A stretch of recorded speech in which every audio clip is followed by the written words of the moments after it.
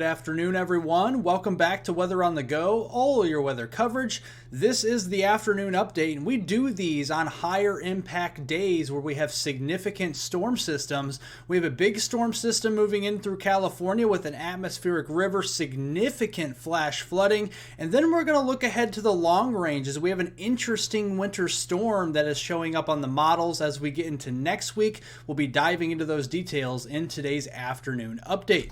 So welcome back, everyone. Hope everybody's having a great Monday out there, a great Monday afternoon as well. Here are your high temperatures this afternoon, and notice a lot of the country, we are well into the 40s, well into the 50s, even some 60s down here into places like middle and eastern Tennessee, into the Cumberland Plateau, further south across the deep south and the southeast, lots of 50s, lots of 60s out there this afternoon. And taking a look at our temperature anomalies this afternoon, departure from normal, we are seeing temperatures that are 20, 30 degrees above the norm for this time of year for the northern plains, the upper Midwest, and even southeastern Canada. So this is pretty impressive for early February territory. So we're definitely keeping an eye on that. But if you like detailed weather breakdowns across North America and the tropical weather upcoming during tropical weather season in 2024, make sure to hit the subscribe button down below and help me get to 100,000 subscribers by simply subscribing below as well. Make sure to press the like button down below. It helps out more than you know.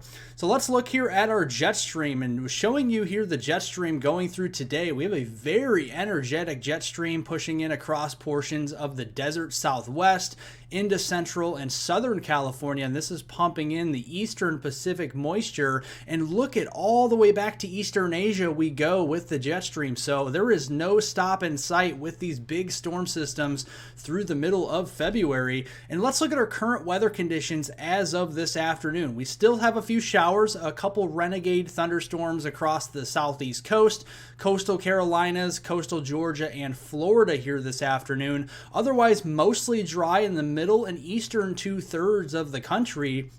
We are keeping an eye on the areas out west, particular Southern California, Los Angeles, Santa Barbara, Long Beach, those areas into California. Very heavy rains here this afternoon. We got the heavier snows up into Nevada there in the west in those higher elevations.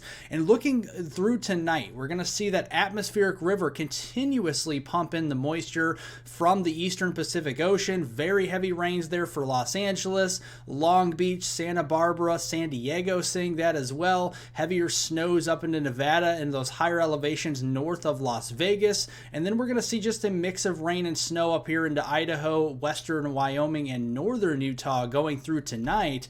Then as we go into Tuesday, a lot of this will continue across the west in the very same areas, central, southern California, up into Nevada there, into Idaho, into portions of Utah and western Wyoming. A lot of the same areas that are seeing precipitation today and tonight we'll continue to see that precipitation persist through the Tuesday time frame. And even as we go into Wednesday, we shut off the valve from the precipitation across Southern California, but we see some nice Rocky Mountain snow out here for a lot of the ski resorts out west on your Wednesday time frame. So let's look here at our total precipitation amounts in inches through your Wednesday time frame on the 7th of February. Notice we're dry in the eastern 2/3 of the country, and we are seeing the very heavy rains across Southern California, in particular Long Beach and the Los Angeles region. We are seeing potentially an additional 2 to 4 or even 5 inches worth of rain through your Wednesday timeframe. And this is on top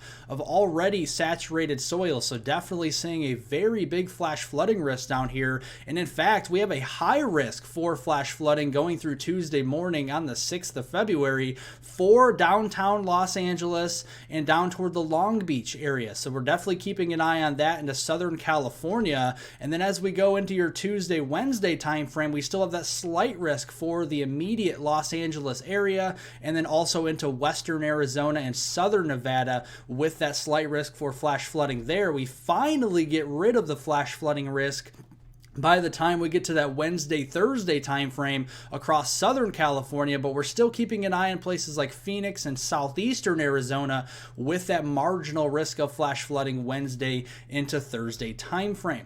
And just to understand what these risk categories mean, a slight risk for flash flooding. Scattered flash floods are possible. They're mainly localized, but they could be isolated and significant, so we'll keep an eye on that. Moderate to high risk. We have numerous to widespread flash floods that are either likely, if not expected, and they could be severe and they could be widespread. And these could be areas that experience flooding or not. So definitely something to keep an eye on as we go through the rest of the next 24 to 48 hours. Now let's look at this total snowfall over the next couple of days through Wednesday as well. And you can see very nice snowfall out here to the west across the Rockies there. Some more snow for the Sierra Nevadas, getting absolutely crushed by snowfall the past few days. We're going to add on to some of those totals there into the Sierras as we go in through that Wednesday time frame. And notice the impacts from this system with the snowfall. We have a lot of travel impacts across the Intermountain West and the West Coast from this system. So if you're traveling out this way, just make sure to take it slow on those roadways and leave plenty of time to get to your destination. That is for sure. But let's look at the weather pattern and zoom it out for you mid to late week. We have a high pressure system up here across eastern Canada in the reds and oranges. This typically means milder weather and drier weather. And then we have a trough down across the western U.S. and the southwestern U.S. This typically means more active weather and cooler weather in peril across this region. So looking here as we go into mid and late week, this is for your temperature anomalies. And notice, east of the Rockies, we are again above normal and possibly well above normal. Record territory up here into the upper Midwest, Great Lakes, and southeastern Canada.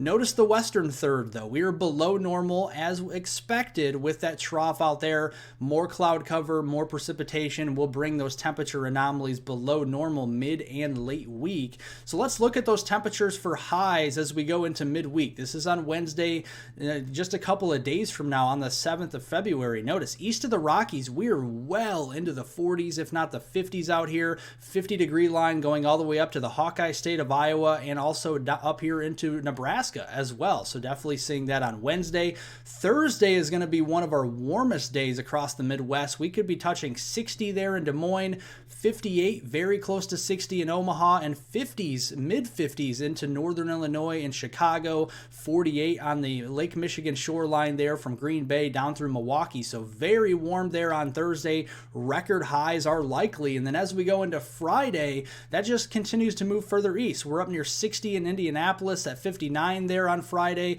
60 there in Cincinnati, and 64 in Evansville, Indiana as we go into Friday. And then into Saturday, look at that. The I-95 corridor, Boston through Hartford down to New York City, mid-50s to near 60 in that corridor as we go into the start of the weekend. So just a remarkable stretch of warm temperatures and record highs, if you will, as we go through the weekend time frame. So now let's look at the precipitation anomaly, because you always wonder, once we warm up, is there going to be a big storm system to move behind that warm up? And you can see we're starting to see the signal here on the models that we're starting to get more active weather from the west pushing in across the middle of the country, and that trough out west is going to move, and it's going to move in a big way later on in the weekend. And look at this as we go into Sunday. This is late weekend on February 11th, and you can see a low pressure system getting going down here into the southern Great Plains and the lower Mississippi Valley region as a 997 millibar low.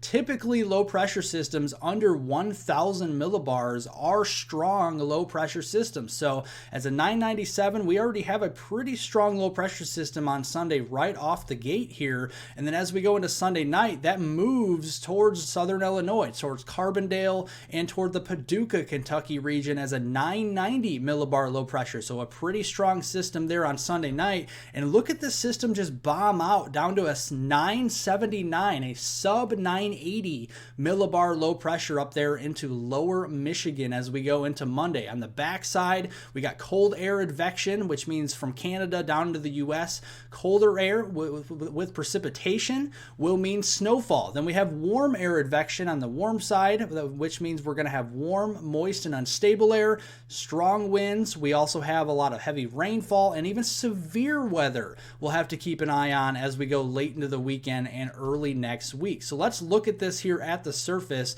and show you those precipitation types and look at where the storm will track. So as we go into Sunday, we got that low pressure down here in southeastern Oklahoma or thereabout. The cold side, we got the cold air advection. We have more of that snowfall. It's a narrow swath right now from northern Missouri through Kansas, western Oklahoma, and perhaps the northern Texas panhandle.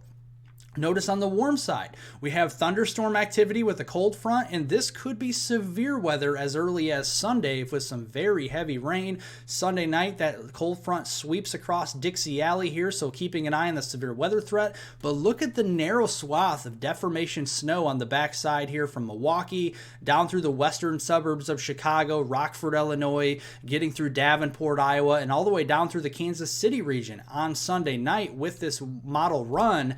And looking at the severe weather threat during this period. So you can see Sunday night, this is our surface-based CAPE or convective available potential energy. And this basically just shows the lift or the energy allowed for severe weather across the deep south. And you can see across Mississippi, southern Louisiana, and especially into Alabama, middle Tennessee, we have a threat here for some energy and some thunderstorms. We have that around 600 to 1,000 joules per kilogram. Now, this far out, that's pretty high numbers. As we get closer, this number could go up or go down with the energy levels. And we have to look at the kinematics as well, the 500 millibar mid-level jet stream. And notice how it rips to the north here. Very strong winds in the mid-levels of the atmosphere combined with that energy does signal the threat for severe weather across the deep south here. So if you live into eastern Texas, east of the I-35 corridor, east of Dallas-Fort Worth, toward Tyler, Texas, down toward the Houston area,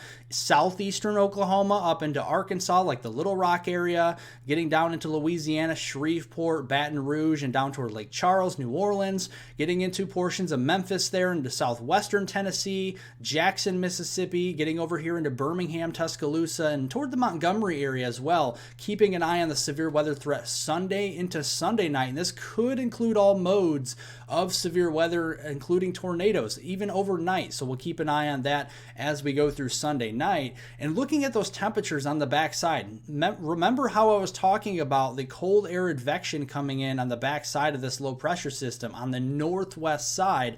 It's going to be shallow cold air, okay? So we're not going to see Arctic air like we saw back in January, but cold enough for snow and wet snow. It's going to be that 10-to-1 ratio snow, the very wet, very moisture-laden snowpack. And you can see that system will be dropping it across Wisconsin, the UP of Michigan, and perhaps northern Illinois. And the tight isobars on the backside would also suggest a blowing and drifting snow risk as well, with the strong winds out of the northwest across the Midwest and the western lakes as we go into Monday.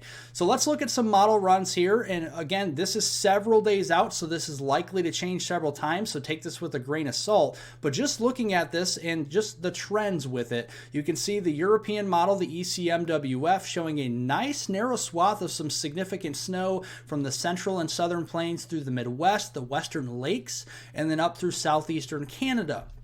Compare that with the GFS model, the American model guidance, and you can see it's really not in agreement with any of that going through that Sunday through Tuesday time frame. We're talking the 11th through the 13th, really not in agreement there, so we got disagreement. Then we turn over to ensembles. Whenever we're talking about something around a week to a week and a half out here, we look at ensemble guidance, and you can see the ECMWF ensemble, the European ensemble guidance, is showing a decent swath of snow from the central southern plains Plains through the Midwest, the Western Lakes, and then up there through southeastern Canada, and perhaps even interior New England on this ensemble model. Then looking at the GFS ensemble, the American ensemble guidance, and you can see the same thing is implied here. So the signal is we are keeping an eye on a major winter storm that is possible with multifaceted hazards as we go into late weekend and as we go into early next week with severe weather and heavy rainfall, even possibly a flooding threat with that. And then on the cold side, we could be talking about some very heavy snow across the northern areas. So we'll continue to watch that as we do go closer. But I wanted to give you an afternoon update to keep you updated on these higher impact events as we go through the next 7 to 10 days. Make sure to subscribe to the channel down below so you are notified as we go live or have more additional videos. I'll have another video tomorrow morning for you at 7 a.m. So make sure to subscribe to the channel down below for that. Make sure to like the video down below if you enjoyed today's weather update, and also share this video with friends, family, and on social media. And I hope everyone has a wonderful rest of their Monday out there.